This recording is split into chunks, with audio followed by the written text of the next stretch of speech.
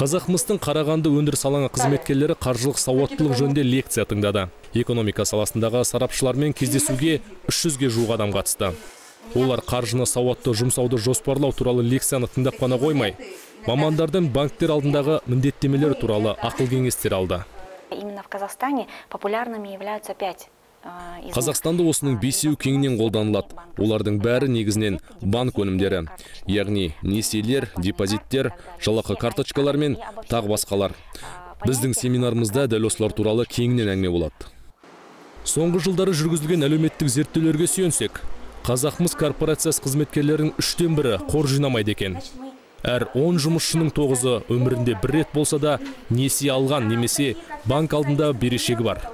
Вообще мне понравилось ваше вот это вот. Маған сіздер өткізіп жатқан дүниелер, несиені алғанда қателеспеу туралы ақыл кеңестеріңіз өте ұнады. Мен де несие алғам, бірақ мен ақшалай емес, аппаратура түрінде алған болатын. Тауар түрінде алдым несиені. Я сделала какие-то выводы для себя, не то что какие-то, а очень полезные выводы. Мен бұдан өте пайдалы ой түйдім. Бұдан бұлай бұл мәселеде сауатты болуға тырысамын. Өйткені несие біздің өміріміздің ажырамас бөлігіне айналған. Себебі өмір зырлап өтіп жатыр.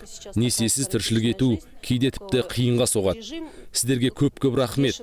Сіздер банктегідей ғылыми тілмен емес, бізге түсінікті қарапайым тілде түсіндіріп бердіңіздер. Шайнап бергенде жұту ғана қалды бізге.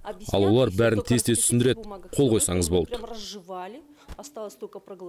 По кредитным продуктам мы специально для работников Казахмыса сделали такой памятник. Біз Қазақмыс қызметкерлерін арнап несие жөнінде мынадай жаднама әзірледік.